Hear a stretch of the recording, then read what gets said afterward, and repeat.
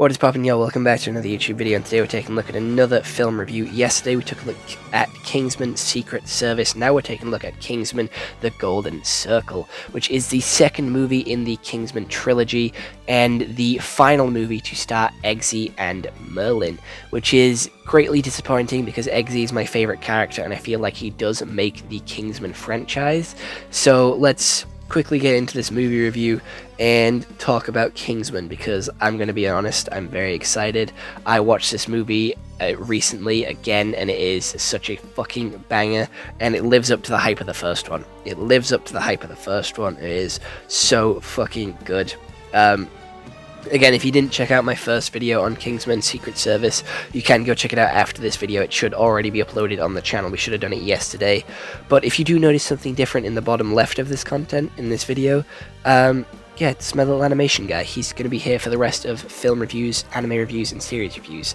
But without any further delay, let's get into what Google has to say. So Kingsman 2 is Kingsman The Golden Circle. It is an action comedy, and it came out 3 years after the first one, in 2017.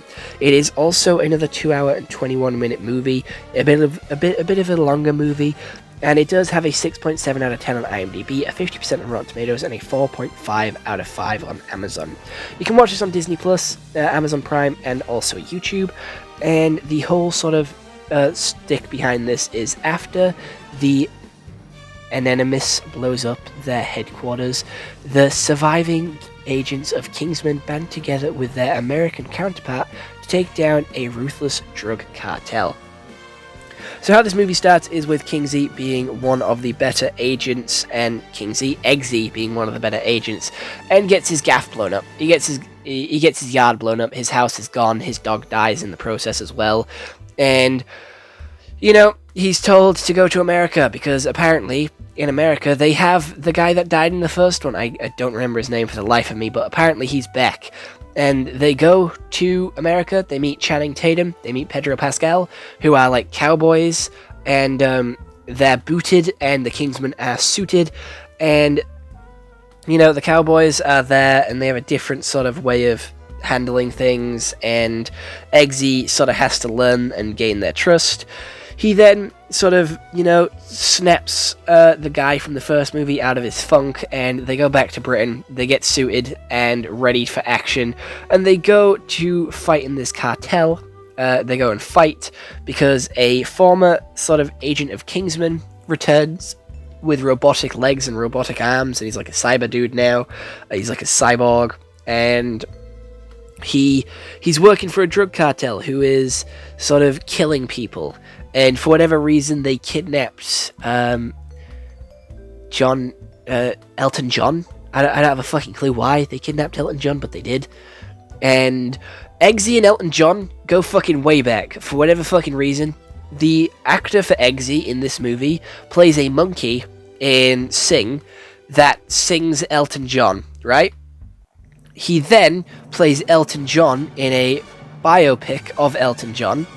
And Elton John also appears in The Kingsman 2, which also stars Eggsy. So this dude, Eggsy, and Elton John go fucking way back. They're in so many movies together, they're doing so much shit together, it's wild, and I don't fucking understand why. I genuinely don't understand why, but it's fucking sick to me. It's cool that these two have that much of like a tight relationship. But they go to this island, and Eggsy stands on a mine. Merlin sacrifices himself for Eggsy and blows up while singing Country Road. Again, another banger soundtrack for this movie. That scene did make me cry the first time watching it. Second time I didn't cry because I knew it was coming. But the first time watching this, I will never forget. Like, that was such like a upsetting scene to me. It was so sad, and I genuinely hated it. It was so upsetting, and I really liked Merlin, and I didn't want him to go, but unfortunately, that's just the way the cookie crumbles. We then have Eggsy fighting off robots, because for whatever reason, this drug cartel deals with robots as well. So they charge in, kill the robots, defeat the lady, and then they go back home and realize that, hey, the main dudes in you know, the Kingsman group, you know, the head honcho, the leaders, are secretly involved in this, so they take them down as well, and that's where the movie ends, because they realize that they can't trust anyone other than themselves.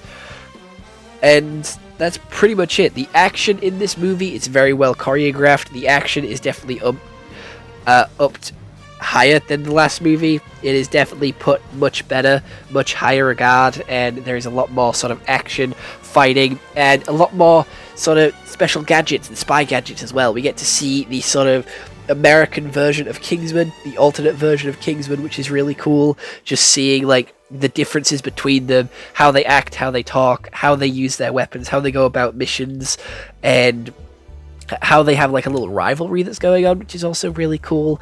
Eggsy sort of drops his roadman act and sort of becomes a proper gentleman in this one, so he doesn't have that sort of raw ruggedness that he had in the first one. He's sort of much more gentlemanly and sort of uptight compared to the first movie. He still does have his jokes, he still does have his yokes. Did you get it? His name's Eggsy. He's making yokes. Haha, funny. Yeah, I'm sorry about that. I won't make puns anymore. I'm sorry. But he still has his jokes, and he still is like the best character in the entire movie, and he still, like, you know, carries the franchise on his fucking back. His back must be killing to be carrying this franchise. And I didn't even know Pedro Pascal was in this. I didn't know who Pedro Pascal was before The Mandalorian. That's when Pedro Pascal really, like, went into my radar, because when he was in Mandalorian and The Last of Us, that's when I really started to notice him as a character, and like an actor. I don't know why he just went over my head in this movie. I genuinely didn't know who he was, but I knew who Channing Tatum was in this movie. I knew who he was, so I picked up on him straight off the bat, and whew, he made a name for himself in this movie. Whew.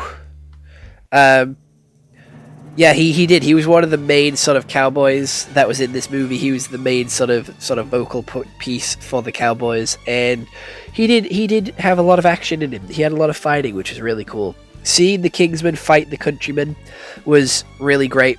It was a pretty good scrap, seeing each one of their fighting styles. It was just really unique, and something that we hadn't really seen before in movie. When this came out anyway, back in 2017. We did have a shock return of one of the characters from the first movie who was reportedly dead in the first movie. Again, it was another shock reveal that no one stays dead for long, so you know what, if Merlin comes back in number 3, then I wouldn't be surprised, because no one stays fucking dead. Apparently, we have a shock reveal of both 2 dead characters from the first movie making an appearance in the second movie, but the robot dogs and the robot sort of villains felt kind of far-fetched. I don't know why. It just felt like really over the top and really sort of just unnecessary. Like, there was no need for like robot dogs and robot guards and to blend someone's fingers off in like a meat grinder, which was really fucking disgusting, and then feed it to said robot dogs. You don't need to feed robot dogs human meat. That is not what they need. That will probably fuck up their insides, because, again, their insides are like cogs and circuit boards and motherboards. So, you know, putting meat in there, sloshing meat around it, isn't the greatest thing to do, because they don't have a digestive tract. So it'll either just, like, mash around in their jaw and sort of rust their jaw so it's, like, less powerful bite, or can probably give them tetanus, you know?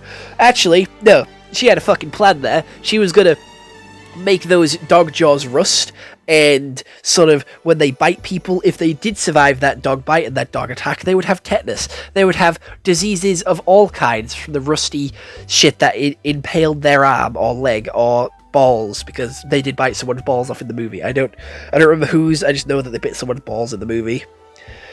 The villain was very psychotic. She wasn't like Samuel L. Jackson villain level, but she was a decent villain.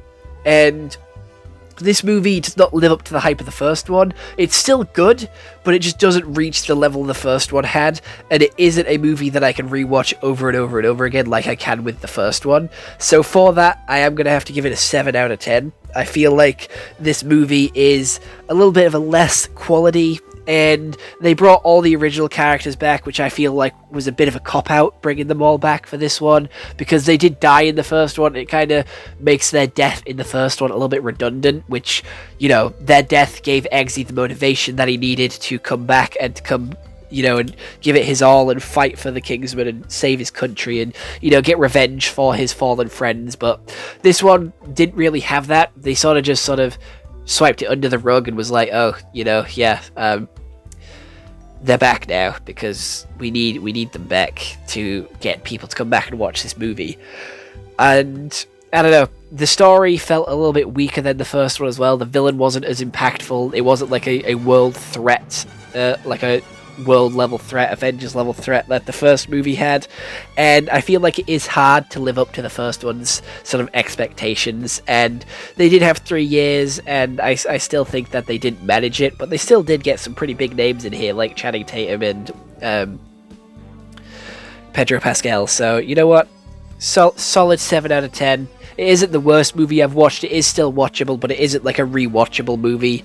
And that's why I've put it at like a 7 out of 10. Because it's still good. It just doesn't live up to the hype of the first one. So I have to give it a good 2 points below the first one. So other than that, hope you all enjoyed, and goodbye.